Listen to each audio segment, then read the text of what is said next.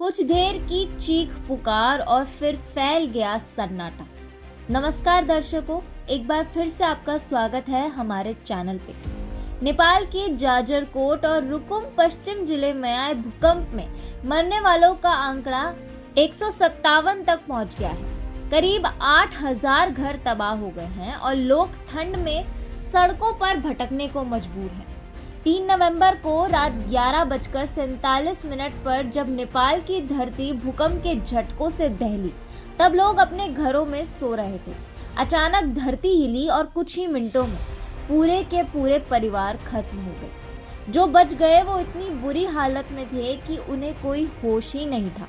जब होश आया तो वो खुद को अस्पताल के बेड पर पाए गए। अपने प्रियजनों का खोने का सदमा बार बार इन्हें सता रहा है। इस रात को शायद ये कभी नहीं भूल पाएंगे। चश्मदीदों की आंखों के सामने आज भी उस रात का खौफनाक मंजर तैर रहा है कि कैसे एकदम से भगदड़ मची। मदद के लिए चारों तरफ चीख पुकार थी और थोड़ी ही देर में यह आवाजें सुनाई देनी बंद हो गईं और सन्नाटा फैल गया। इस त्रासदी में हजारों लोग बेघर हो गए, 8000 घर तबाह हो गए। जाजरकोट और रुकुम पश्चिम जिले के अधिकारियों ने बताया कि करीब 8000 बिल्डिंग टूट गई है। उन्होंने कहा कि शुरुआती जानकारी के मुताबिक करीब 3000 घर पूरी तरह से नष्ट हो गए हैं, जबकि 5000 बिल्डिंग पूरी तरह नष्ट नहीं हुई हैं, लेकिन काफी हद तक डैमेज हो गई हैं। नेपाल गृह मंत्रालय के प्रवक्ता नारायण प्रसाद भट्टारी ने कहा कि जो बिल्डिंग था या घर पूरी तरह से नष्ट हो गए हैं, उन्हें फिर से बनाया जाएगा। वही जिसको रिपेयर करने की जरूरत है, उन्हें रिपेयर करके ठीक किया जाएगा। शुक्रवार को आए भूकंप की तीव्रता रिक्टर पैमाने पर 6.4 मापी गई है। नेपाल के इतिहास में भूकंप बड़ी त्रासदी है।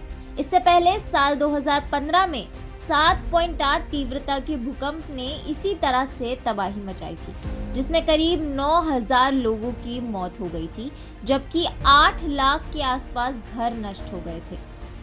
काठमांडू पोस्ट की रिपोर्ट के मुताबिक नेपाल के पश्चिमी इलाकों में कुछ सालों से कई बार भूकंप के झटके महसूस किए गए हैं, जिसमें चलते सेस्मोलॉजी विभाग लंबे समय से सरकार को अलर्ट करता रहा कि कभी भी ये इलाका भूकंप के जोरदार झटकों से दहल सकता है।